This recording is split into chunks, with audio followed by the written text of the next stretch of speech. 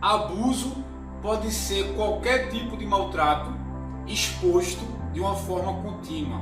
O abuso pode ser através de punição, o abuso pode ser através de ameaças, o abuso pode ser até mesmo através de uma brincadeira que a criança não goste. Qualquer tipo de exposição onde a criança se sinta vulnerável pode ser considerado abuso. E quem comete abuso, muitas vezes, são pessoas que nos amam, são pessoas que amam a criança.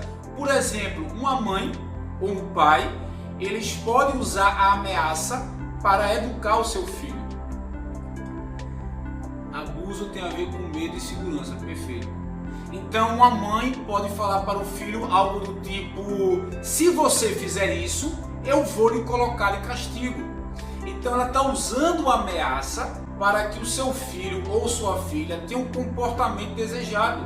Então a criança, através do medo, aprende a se comportar, porque se ela não se comporta, ela vai ter punição. Então a punição é uma das formas de abuso. Uma babá, por exemplo, ela pode também cometer abuso. A babá para a criança, ela não é uma babá. A babá para a criança, ela é uma cuidadora. A babá, ela é uma figura extremamente importante para a criança. Então uma babá punitiva, um pai ou uma mãe punitivo, um pai ou uma mãe ameaçadora, seria uma forma de abuso. Assim também como o bullying é uma forma de abuso. O que é que vai acontecer com o bullying? A criança, ela é exposta a uma situação de constrangimento, porém ela acredita que aquela situação é natural, porque de alguma forma ela mereceu passar por aquele constrangimento. Quando a criança ela sofre bullying, ela acredita que ela possui algum defeito externo ou interno detectado pelo grupo.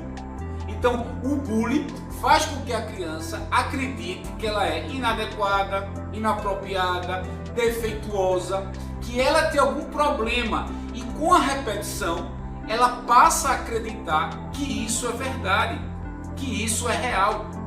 Então quando a criança é abusada emocionalmente, quando a criança ela é ridicularizada, quando a criança ela é humilhada de uma forma repetitiva, ela acredita que ela merece sofrer aquilo, porque aquilo é algo familiar. Então é muito importante também compreender que a criança ainda não compreende o que é o afeto saudável. Então às vezes a criança, quando recebe abusos, quando a criança sofre abuso, ela pode inclusive interpretar abuso como um gesto de amor. Ela pode acreditar que ela está apanhando dos pais porque os pais amam. Ela pode acreditar que ela está sendo humilhada porque de alguma forma as pessoas se preocupam com ela. Ela pode... Deixa eu dar uma lidinha aqui que eu acho que eu passei. Hoje falávamos sobre isso no almoço e todos chamavam de geração mimimi. Pois é, mimimi muitas vezes são pessoas que possuem um sofrimento enorme, são pessoas que são negligenciadas, são pessoas que têm uma dificuldade enorme em se defender e é acusada de frescura, de mimimi. Então essas pessoas acabam acreditando que o que elas possuem é fricote. Então quando elas acreditam que isso é mimimi, isso também impede que elas peçam ajuda.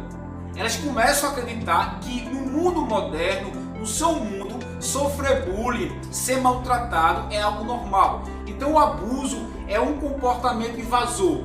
É um comportamento quando eu invado a intimidade da criança, seja fisicamente ou emocionalmente, através de humilhações, através de gritos, através de pancada, através de punições, ameaças, onde a criança acredita que ela é merecedora ou a criança acredita que é assim que os relacionamentos devem funcionar. E qual é a repercussão disso na fase posterior, na fase adulta? Uma criança, quando ela sofre abuso, seja físico ou seja emocional, ela tende a se identificar ou com o abusador que comete o abuso, ou ela se identifica com a fragilidade do abusado. Então o abusador para a criança é algo empoderador, é uma pessoa forte, é uma pessoa de pulso. Então Então essa criança, ela pode acreditar que num relacionamento normal, ou você abusa ou você é abusado. E ela pode então se tornar abusadora por se identificar com o seu abusador. Ela vai repetir com os outros o que o abusador fez com ela, como uma forma de compensar tudo aquilo que ela sofreu. Algo do tipo: antes que me abusem, eu vou abusar. Antes que me peguem, eu vou pegar. Antes que me maltratem, eu vou maltratar. Então ela aprende que relacionamentos, ou você abusa ou você é abusado. O abusado, ele acredita que ser abusado pode ser um gesto de amor, já que as pessoas que ele mais confiava, as pessoas que ele mais amava, de alguma forma o abusaram. E ele pode acreditar que perfis abusadores, na verdade, são perfis afetuosos, são perfis amorosos. Ele pode pensar que é melhor eu ser abusado do que ser indiferente, do que ser privado emocionalmente. Então muita gente que é abusada, ela tende a acreditar ou que merece ser abusado, ou que abuso é algo normal. Então essas pessoas, elas tendem a se envolver com pessoas abusadoras. Então vamos lá. Quando essa pessoa acredita que precisa ser um abusador, ela vai se envolver com pessoas frágeis, com pessoas submissas, com pessoas que acreditam que merecem ser abusadas. E quando elas se identificam com o abusado, ela vai se envolver com perfis hostis, com perfis negligentes, com perfis violentos, com perfis agressivos, porque ela acredita que na relação ser abusado é algo extremamente natural. Então, o primeiro ponto da terapia que a gente tem que trabalhar é o reconhecimento.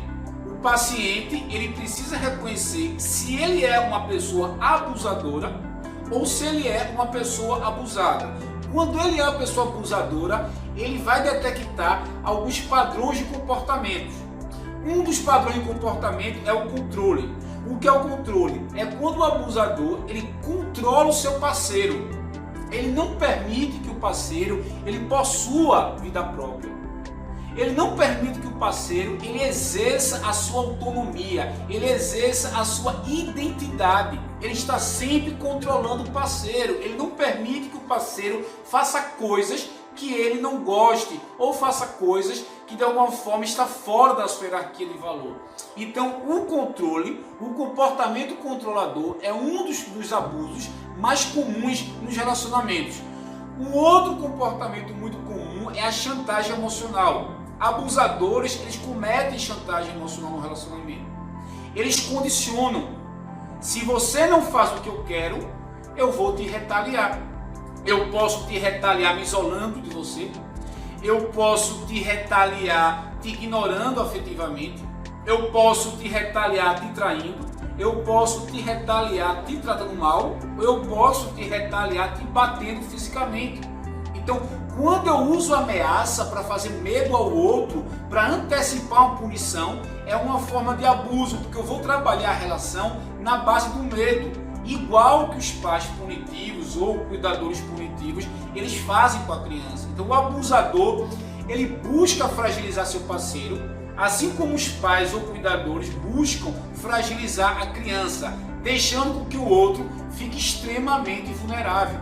Então a ameaça, a punição, o controle são formas de abuso.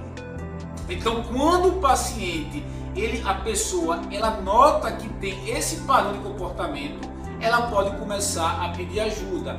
Nem todo abusador, deixa eu aumentar aqui o óleo.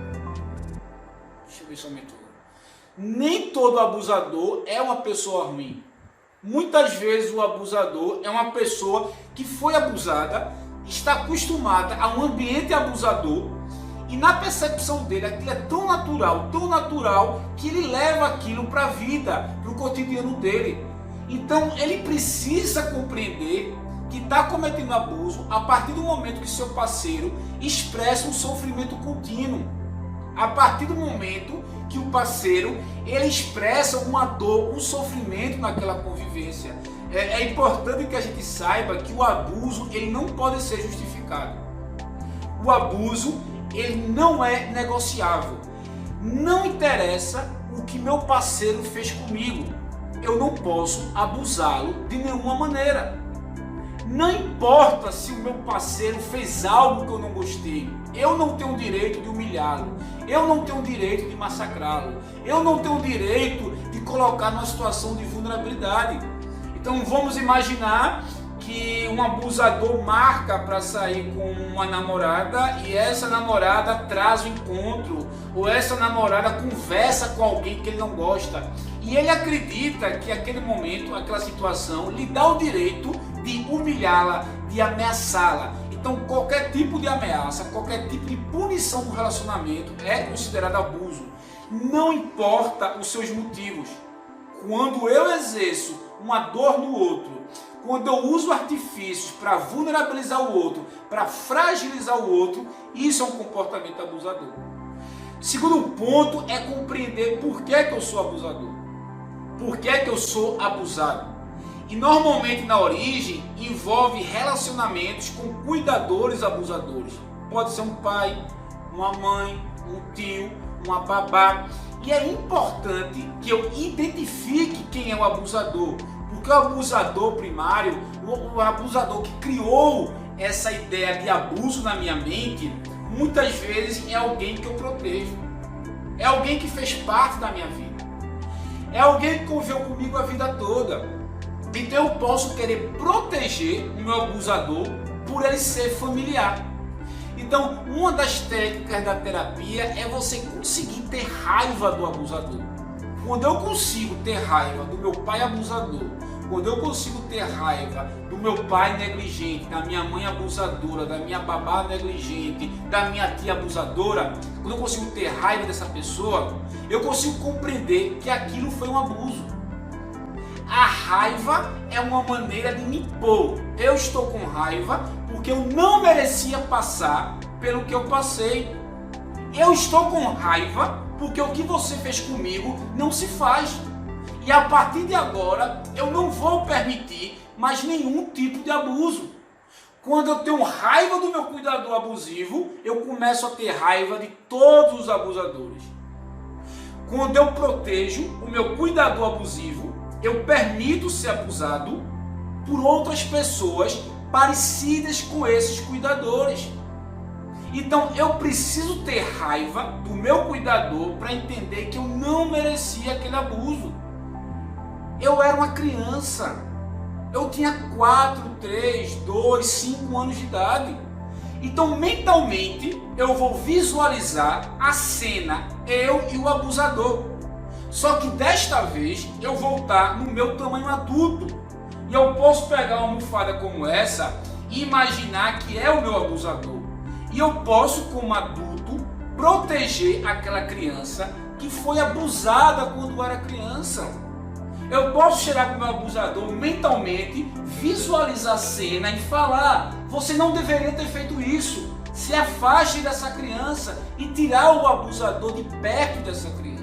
Quando eu mentalmente boto para fora, quando eu mentalmente expulso com raiva o meu abusador, eu começo a expulsar todas as pessoas que podem me abusar. Eu começo a expulsar qualquer tipo de pessoa que pode me fazer mal. Eu começo a não negociar mais com o abusador. Eu começo a dar um dane-se para qualquer pessoa que ouse a me abusar. Mas eu preciso me defender do meu primeiro abusador. E isso vai doer muito, porque o meu primeiro abusador é uma pessoa muito familiar. O meu primeiro abusador é uma pessoa que influenciou nas minhas escolhas. O meu primeiro abusador é uma pessoa que me ajudou na educação, é uma pessoa que eu até admirava. Eu vou ter que perder a admiração pelo meu abusador para entender que eu não mereço ser abusado. Enquanto eu acreditar que o meu abusador ele tinha motivos para me abusar, enquanto eu acreditar, enquanto eu minimizar o comportamento do meu abusador, eu estou dizendo: eu mereço ser abusado.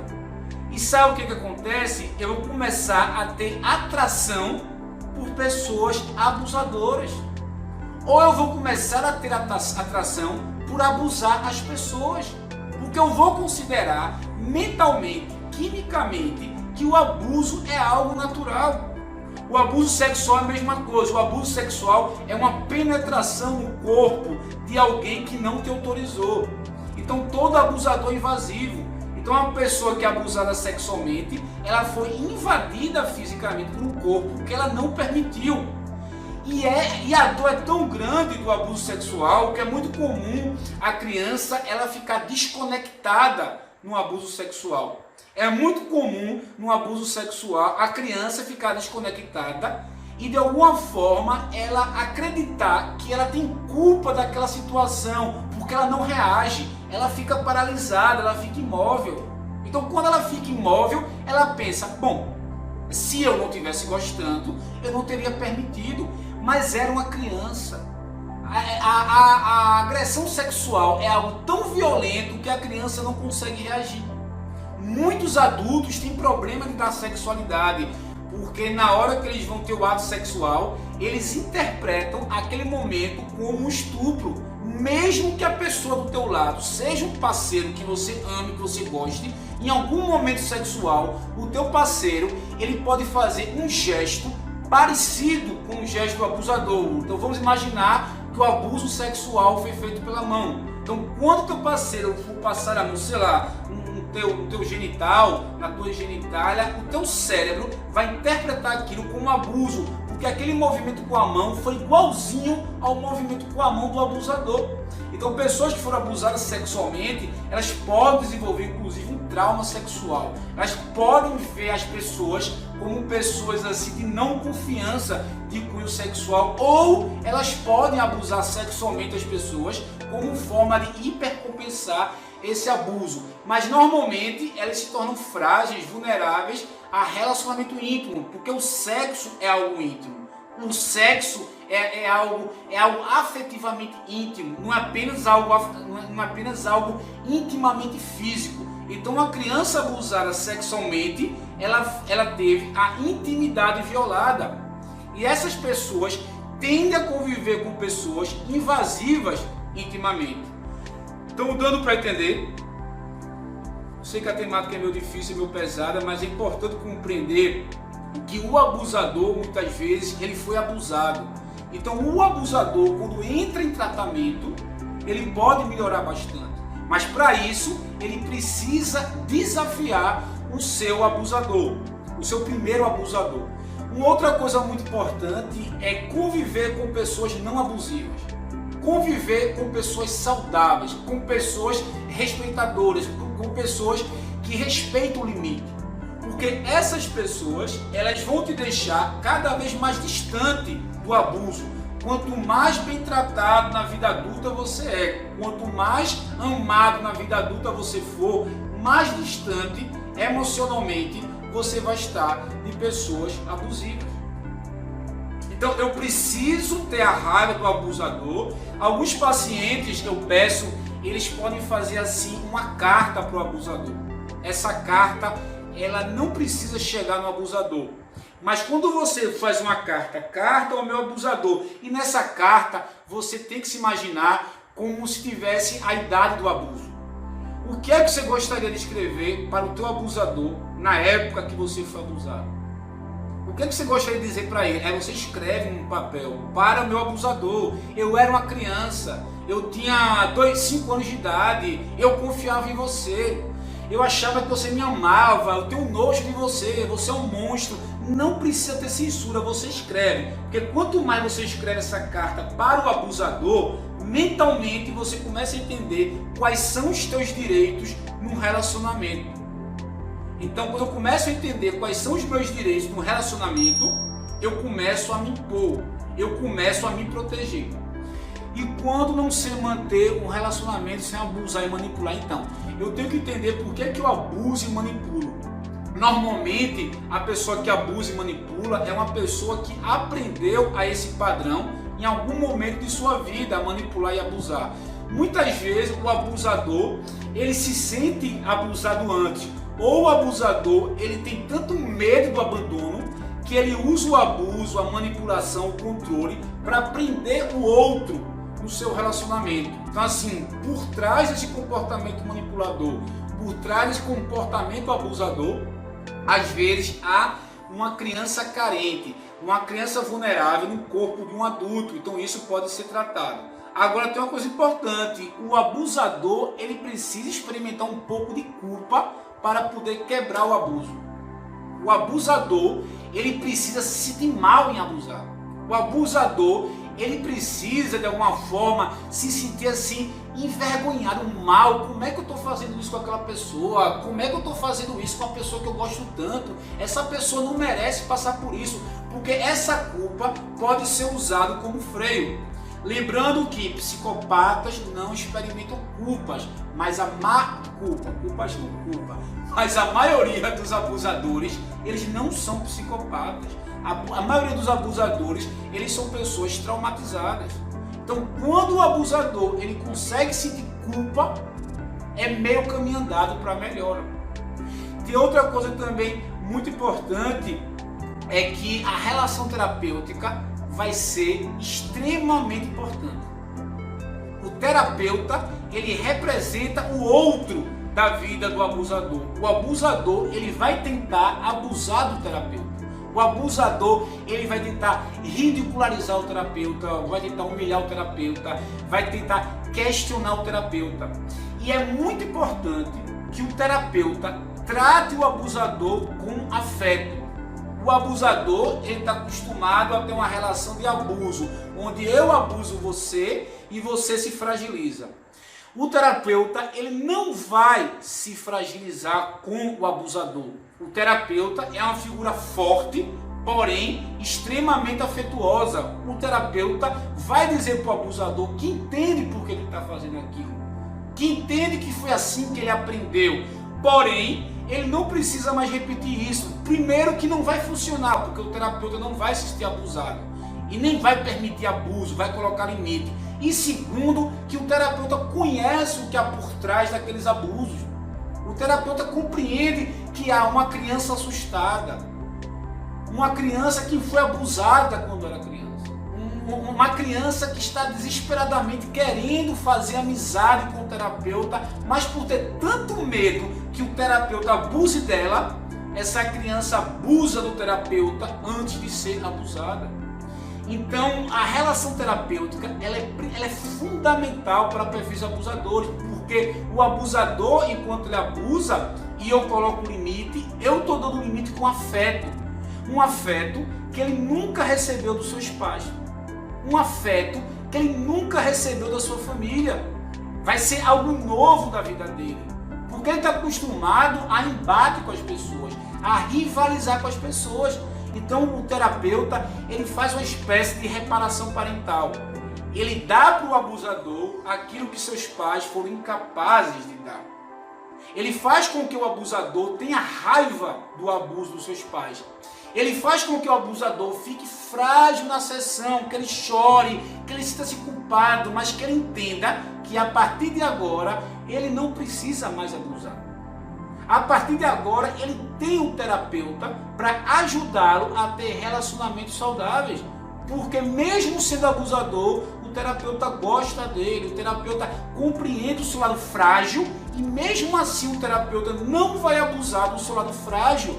Então, quando o abusador se fragiliza, chora, fica mal, vulnerável, é o momento que o terapeuta vai acolher essa criança assustada e perguntar o que é que de fato você precisa. Amor, carinho, atenção, abraço e compreensão. Abusar, mandar, controlar, me deixa leve, seguro. Perfeito. Quando eu abuso, eu me sinto empoderado, eu me sinto forte. Quando eu sou saudável, eu me sinto frágil. É como se fosse assim. Quando eu estou saudável, é como se eu estivesse prestes a ser abusado. Porque quando eu era criança e eu era saudável, as pessoas me abusavam. Então agora que eu sou forte, agora que eu abuso das pessoas, ninguém me segura. Então agora eu posso ser o abusador, eu posso ser respeitado. E o abusador tem que entender que isso não vai suprir as necessidades emocionais dele. Ele vai ficando cada vez mais carente, cada vez mais sozinho, porque as pessoas são incapazes de amar um abusador. Embora o abusador ele mereça ser amado, quando ele abusa, as pessoas começam a se afastar, as pessoas começam a vê-lo de um jeito que ele não é. É como se o abusador fosse uma ovelha numa pele de lobo. Por dentro ele é uma ovelhinha, ele é frágil, mas por fora ele é brabo, ele é zangado, ele é raivoso. Tudo isso é uma máscara para se defender do outro, para que o outro não abandone. Olha só o que eu faço com você se você ousar me abandonar. Olha só o que eu faço com você se você ousar a me deixar. Olha só o que eu faço com você se você ousar sair de casa e me deixar sozinho. Mas o que há por trás do comportamento abusador? Uma criança carente, uma criança que nunca foi amada, uma criança que nunca foi desejada e nunca foi cuidada adequadamente. Então a função do terapeuta é cuidar dessa criança para que essa criança não precise mais cometer abusos. Porque se ela não precisa mais cometer abusos, ela vai poder finalmente pedir para pessoas saudáveis o que de fato ela precisa. E o que ela precisa é o básico que ela não recebeu lá atrás. Então ela precisa se envolver com pessoas saudáveis. Porque nos relacionamentos com pessoas negligentes. Beleza. Pessoas negligentes são pessoas frias, são pessoas privadas de emoção. Então muitas vezes os nossos pais, eles foram frios com a gente. Não porque os nossos pais são pessoas ruins, mas às vezes nossos pais não tinham tempo para cuidar da gente. Muitas vezes nossos pais não tinham tempo para nos dar afeto. Então eu começo a acreditar que ser negligenciado é um comportamento normal. Eu começo a acreditar que eu sou negligenciado porque talvez eu mereça ser negligenciado. E chega uma hora na minha infância que eu fui tão negligenciado que eu desisto de querer ser amado. Quando eu desisto de querer ser amado, eu passo a negligenciar as pessoas. Porque já que eu não vou ser amado, eu também não vou amar ninguém, eu vou hipercompensar o que eu recebi sendo frio com as pessoas, mas também eu posso me envolver com pessoas negligentes como forma de repetir aquilo que é familiar. Porque o normal para mim é ser negligenciado, como eu sempre fui pelos meus pais. Então quando alguém ousa me amar, quando alguém ousa a me tratar bem, eu posso entender aquilo como algo pegajoso, como algo antinatural. Eu lembro que uma vez eu dei um abraço num paciente e ele estranhou, tipo, o que esse cara está fazendo aqui me abraçando? Por quê? Porque era algo tão estranho para ele. Será que esse terapeuta está afim de mim? Está com algum desejo em relação a mim? Porque o abraço é algo tão estranho para ele, que para ele isso daí é como se fosse uma invasão. Então, esse perfil que busca pessoas negligentes, muitas vezes são perfis que foram negligenciados quando eram crianças. Então, essa pessoa tende a repetir o que aprendeu quando era criança. Porque para ela não foi negligenciada. Para ela, aquele comportamento é algo normal. Para ela, ser privada de amor e carinho é algo muito normal. O que é estranho é uma pessoa que pega na outra, que beija a outra, que liga para outra todo dia, que dá um buquê de flores. Então isso daí é uma coisa meio estranha. Então o negligente seria a pessoa adequada. É muito comum o paciente falar assim: eu sei que ele é frio, mas mesmo assim eu não consigo viver sem ele. E é muito comum o paciente negar perfis adequados. É como se perfis adequados ele não atinja a química do corpo do paciente. O paciente ele precisa do negligente, ele precisa ser negligenciado para repetir aquilo que ele é acostumado. Porque o paciente ele está acostumado a ser negligenciado. O paciente ele sabe o que é ser negligenciado. Ele tem medo de ser amado, porque ser amado é um caminho que ele nunca percorreu. E ele fica com medo de ser amado. Quando ele é amado, ele perde o controle. Quando ele é negligenciado ou ele negligencia, ele sabe exatamente o que vai acontecer. Porque quando eu sou frio com o outro, eu não perco o meu controle. Quando eu amo o outro, eu perco o meu controle. Porque o amor é um sentimento de afeto positivo, é um sentimento que me faz sair da estabilidade. A frieza me deixa estável. Então estar frio dá também um certo controle. Para mim, exatamente assim, eu acho estranho que está muito amor, dá muita atenção, é esquisito. Só acredito que posso dar amor, mas não receber. Perfeito. Quando eu acredito que eu posso dar amor e não posso receber, eu estou estimulando que o outro me prive. Porque quando eu dou muito amor e não recebo amor, eu estou dizendo, você merece ser amado, eu não. E essa mensagem o outro consegue captar. E sabe o que acontece? O outro começa a não dar amor. O outro começa a não te dar amor, porque foi assim que você acabou de ensinar para ele. E para onde vai o amor que ele tem dentro dele? Para terceiros, para outras pessoas fora da relação. E quando você descobre que depois de ter dado tanto amor para alguém, essa pessoa pega todo o amor que era dado para você da outra pessoa, aí vai ter um boom. Você vai explodir, você vai ficar revoltada, irada, as pessoas não merecem, as pessoas são monstruosas, ou eu não mereço ser amada. Então, para eu receber amor, eu preciso dizer para o outro, eu mereço ser amado. Eu mereço receber atenção.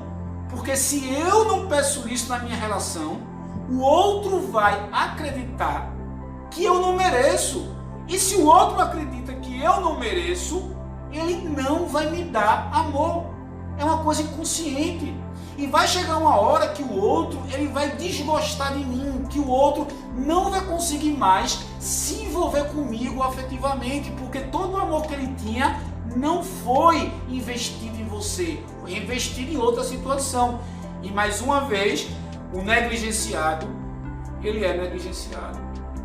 Porque foi assim que o negligenciado aprendeu e é assim que o negligenciado pratica e ensina as pessoas. Então, para eu ser amado, eu tenho que entender que eu mereço ser amado.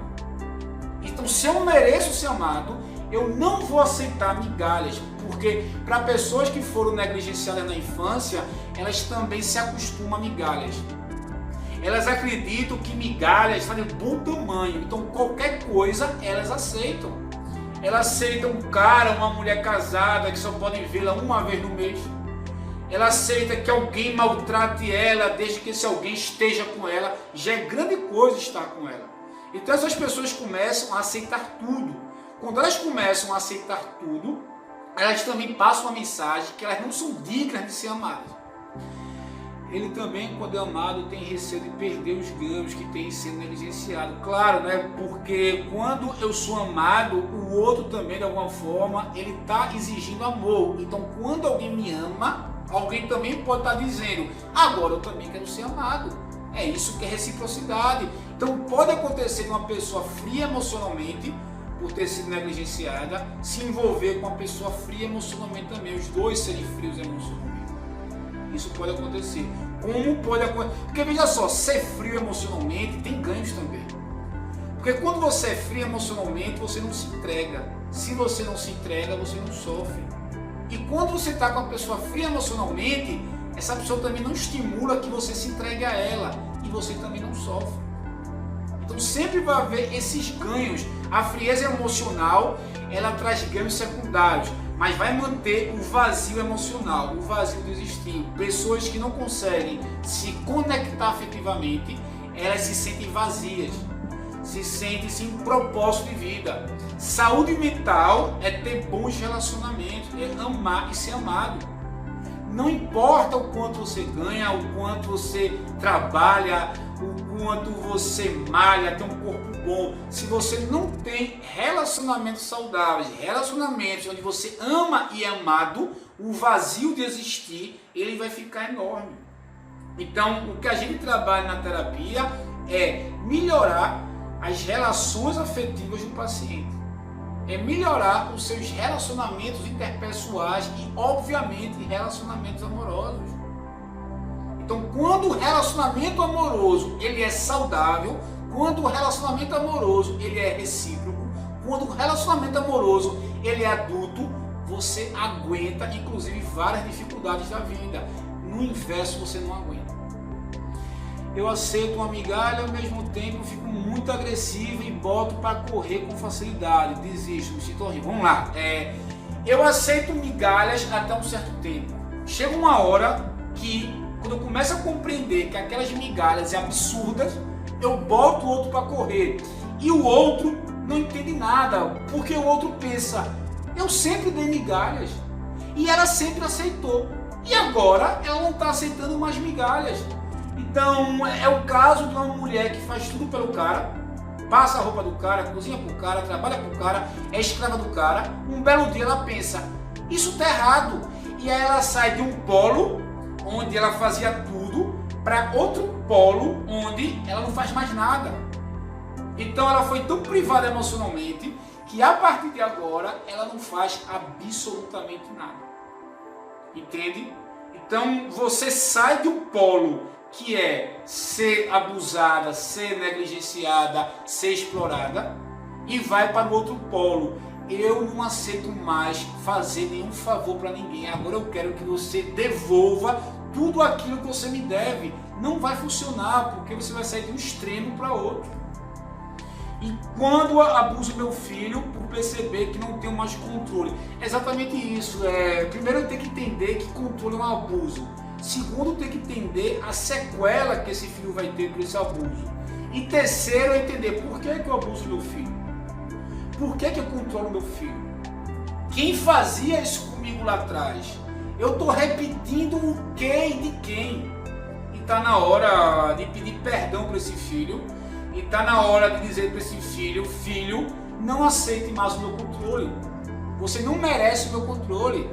Você não pode ser vítima da minha toxicidade. Você não pode ser vítima do meu controle. Então, quando você consegue libertar o teu filho conversando com ele, você também está se libertando. Você também está dizendo, eu também não vou ser mais controlada pelo meu abusador. Todo controlador tem alguém que lhe controla por trás.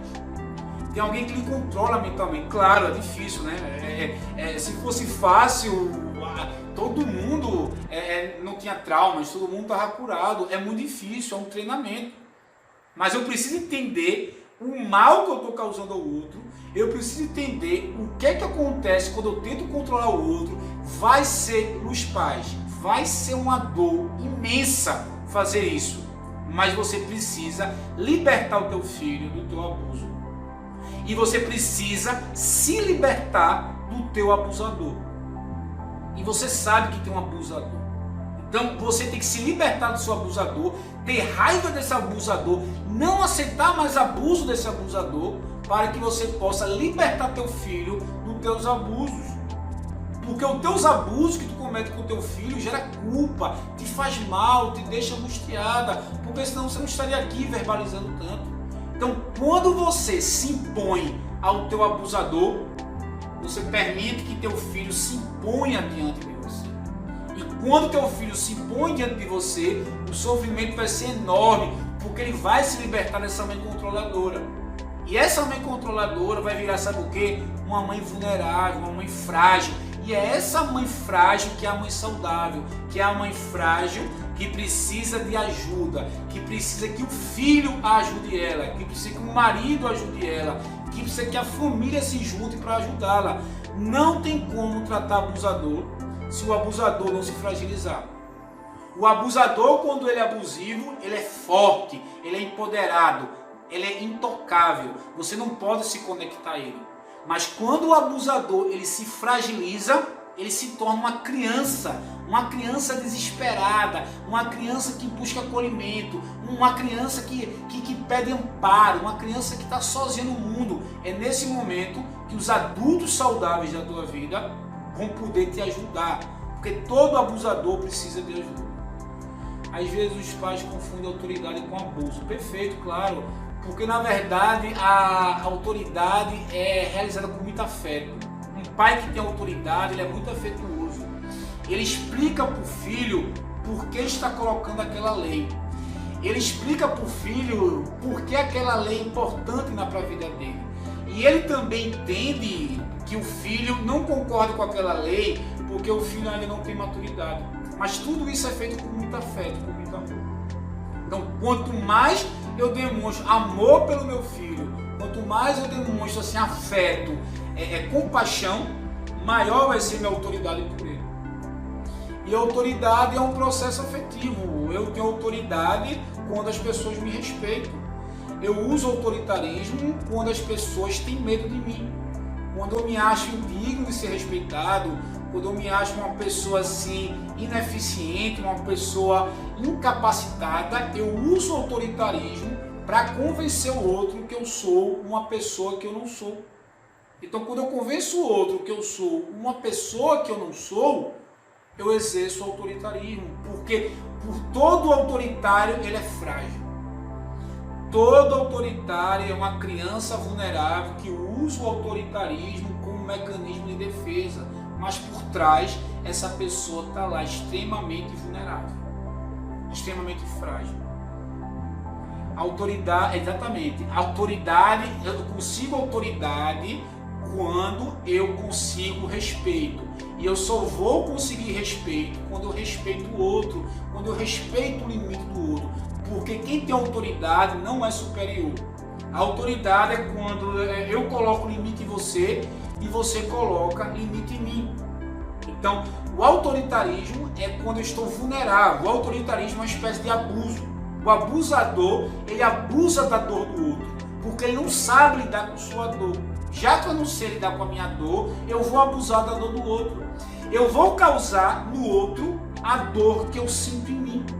Então, por isso que na terapia eu preciso fragilizar o abusador, porque quando eu fragilizo o abusador compreende quais são as suas necessidades de ser amado, de ser acolhido, de ser amparado, de ser cuidado, algo que ele nunca teve.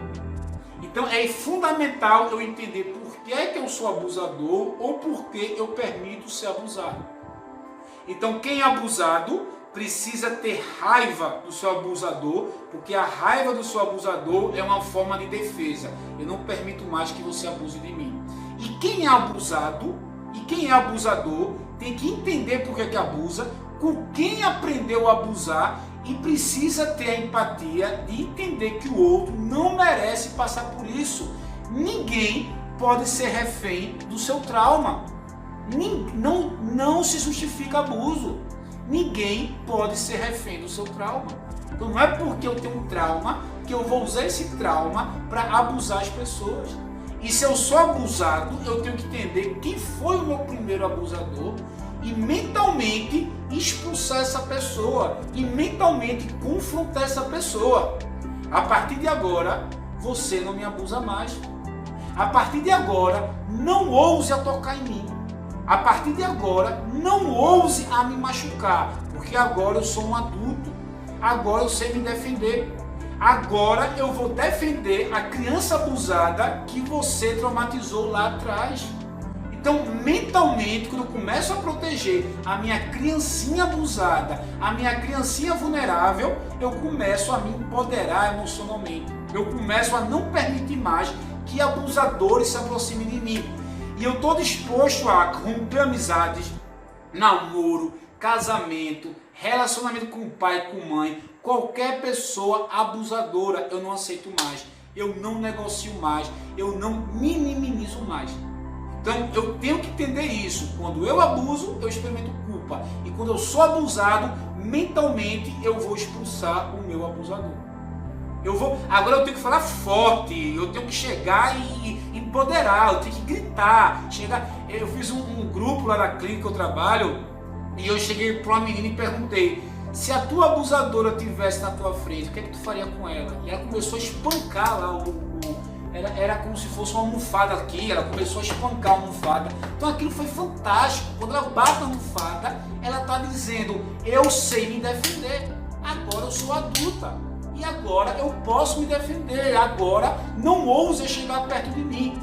E quando ela usa esse empoderamento, é como se ela ressignificasse o passado, é como se ela, adulta, pegasse aquela criancinha de 3, 4 anos que foi abusada, botasse no braço e falasse: nela você não toca, porque agora você está se deparando com um adulto forte, capaz de se defender e defender. Líderes autoritários nas empresas, Nelsinho. Rapaz, Nelsinho Liz é um grande empresário, é um cara excelente. Então, Líderes autoritários. O que eu penso é que um líder ele tem uma boa capacidade de aprender com o seu liderado. Eu escutei em alguma situação que um bom líder trabalha para que os seus liderados consigam superá-lo. Na verdade, o líder é uma espécie de pai e o liderado é uma espécie de filho. Então, o líder ele vai ensinar o liderado a se superar, a superar o líder. O que é que um bom pai faz? Um bom pai ensina o filho a ser melhor do que ele foi. Um bom pai ensina o filho a se tornar uma pessoa mais autônoma do que ele foi. Então, se eu como pai cheguei até aqui, eu quero que meu filho chegue até aqui. Então, se eu como líder estou aqui, eu quero que meus liderados me superem. Porque quando eles me superam, a empresa não me sobrecarrega.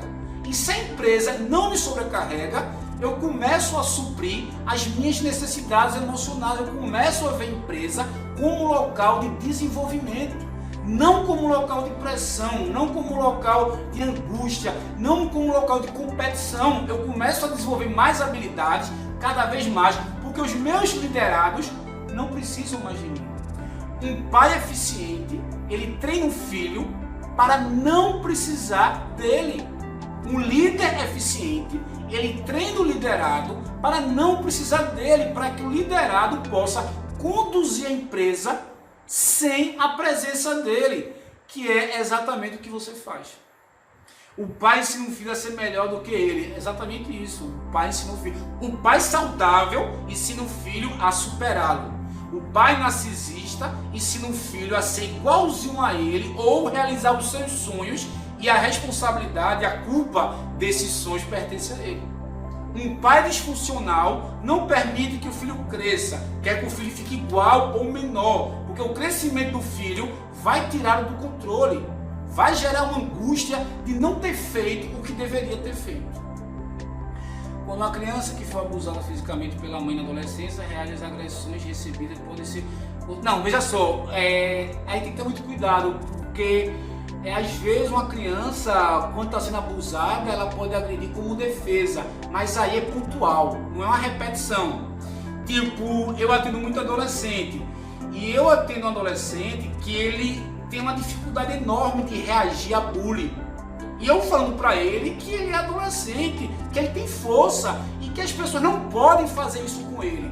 Então teve um dia que o menino empurrou ele empurrou o menino de volta, o menino caiu no chão, mas aí é um comportamento de defesa. Eu te empurro para que você não se aproxime de mim. Eu te empurro para que você não me machuque. Eu não estou te machucando por prazer. Eu não estou te machucando assim porque você merece ser machucado. Eu estou te machucando porque eu não quero que você me machuque. Eu quero que você não invada mais minha privacidade. Então também às vezes você vai ter que ser um pouco agressivo para que as pessoas te respeitem.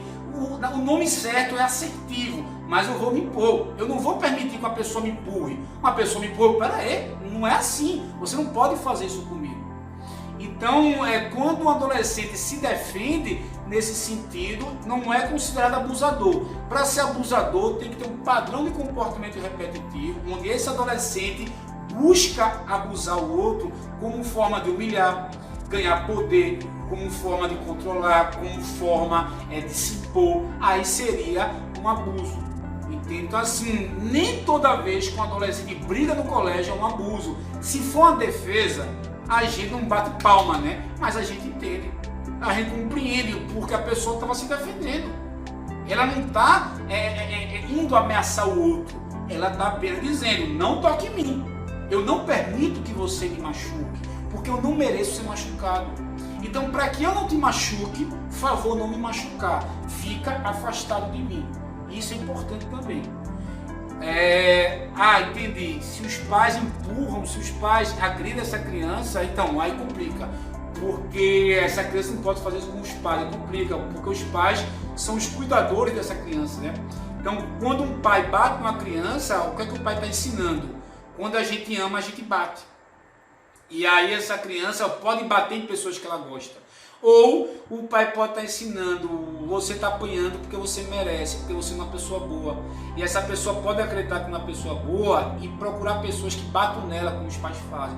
Ou o pai está dizendo, na vida, meu filho, ou você bate ou você apanha. E essa criança vai se tornar agressiva igual o pai, porque ela não quer mais apanhar, agora ela quer bater. Ela vai pegar a personalidade do pai, vai introjetar, vai se empoderar e vai começar a se tornar um agressor. Entende?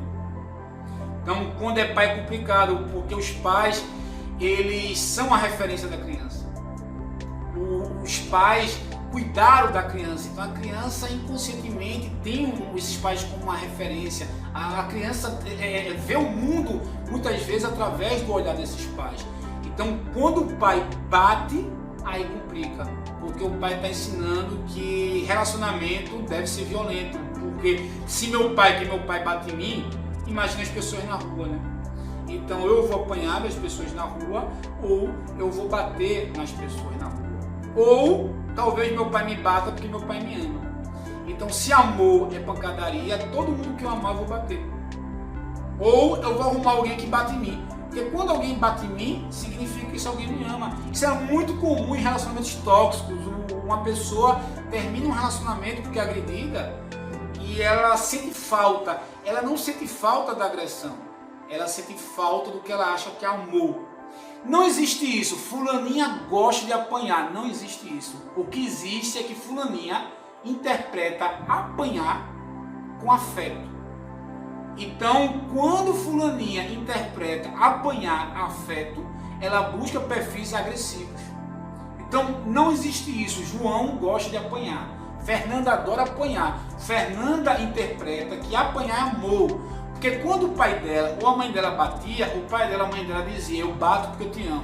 Então, quando o marido bebe ou a esposa bebe, bate, eles também falam, eu estou batendo porque você me provocou, mas eu te amo. Então ela começa a achar que apanhar é um gesto de amor. Então ela tende a voltar para pessoas que agridem. E quando ela encontra uma pessoa que não agride, ela começa a interpretar aquilo como não amor, aquilo como uma relação fria, porque o cara gosta tanto de mim, mas não demonstra emoção, não bate em mim. E isso a relação terapêutica também pode corrigir, porque o terapeuta ele vai dar afeto e não vai dar porrada. O terapeuta, obrigatoriamente, ele tem que ser afetuoso. Se o terapeuta é frio, se o terapeuta é negligente, se o terapeuta só se preocupa com o paciente na sessão, ele está repetindo no paciente o que o paciente viveu a vida toda. Aquele terapeuta que só fala com você na sessão. Acabou os 40 minutos, você não existe mais. Ou seja, você só vale o que você me paga. O ideal é o terapeuta perguntar como o paciente está durante a semana, na final de semana. Gente, é uma relação afetuosa. Então, quando o terapeuta é afetuoso e não é punitivo, ele começa a trabalhar também, desenvolver novos tipos de relacionamento. Tem gente que acha que seu amado também... Pronto, ciúmes. O ciúmes é um comportamento extremamente valorizado na nossa cultura, né? Porque quem ama tem ciúme. Isso é muito estimulado, inclusive, para homens, né? Homens ciumentos, homens abusivos, homens controladores são vistos como masculinidade. Observe um filme, sei lá, de James Bond. Ele é violento, ele agride, ele bate todo mundo e as mulheres no filme são loucas por ele. Então se criou também que o homem ideal, o homem sexy, o homem interessante é o homem agressivo. É o homem que tem pegada, aquele que pega você pelo braço, joga no chão, bate em você, mostra quem é que manda. Então há uma influência também cultural, onde o homem é para ser agressivo. O homem viril, ele é um cara agressivo. Se o cara é homem e não é agressivo, tem uma coisa estranha com esse cara. Então tem a questão aí da cultura. A cultura estimula o homem a ser agressivo. Não se mete, o cara tá ali, a mulher fez alguma coisa de errado. Então o homem mágico que bate, que vai na festa, bate todo mundo pela mulher, ele é um cara admirado. Vejam as novelas. A novela, o cara ama a mulher, ele vai lá, sequestra a mulher, bate em todo mundo, pega a mulher à força, bota nas costas, leva e todo mundo bate palma. Então assim, o cara tem que ser agressivo. Então o homem ciumento é o homem agressivo, é o homem que fala, você é minha, Tem várias músicas, tem uma música que é Essa Mulher é Minha, então assim, ela é minha, ninguém toca. E várias vezes o outro pode achar isso bonito. Há mulheres que interpretam isso como amor. Ele pode até gostar de você, mas isso é insegurança, isso é rivalidade, isso é controle, isso é agressivo e isso faz com que você se torne a sua prioridade. Beleza, pessoal? 11 horas, eu acho que já podemos encerrar. 50 tons de cinza, né? Foi uma coisa consensual, né? Há um momento ali do filme que num momento de prazer. Eu não sei se no dia a dia ele é assim com ela, porque a impressão que eu tenho é que no 50 tons de cinza ele é daquele jeito só naquela situação. Eu não sei se ele é assim no dia a dia com ela, aí é diferente, né? Porque naquele momento há um acordo onde vai ter aquela agressividade, mas no dia a dia talvez seja uma relação normal, seja uma relação saudável. Porque você pode fazer essas brincadeiras excitantes de cunho sexual combinadas, né? A regra daquele momento, mas quando aquele momento acaba, seria, digamos assim, uma ficção. Quando aquele momento acaba, aí você sai da fantasia e vem para a realidade, aí não vai ter dor, não vai ter domínio e não vai ser dominado. Então assim, naquele momento de sexo seria algo permitido, mas é muito pontual, é naquele momento.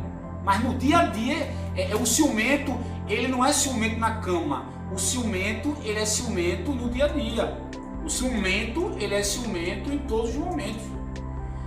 Então, exatamente, uma agressividade mais tarde fetiche. Mas tem que ver essa parte aí, quando é combinado com o sexo, quando o outro ele sente um prazer maior do que dor, aí tem que avaliar, né? Tem que avaliar aí o contexto, né? Tem que ver o contexto. Mas boa colocação, Beto. Excelente colocação. Tá bom, pessoal? Então, até a próxima live.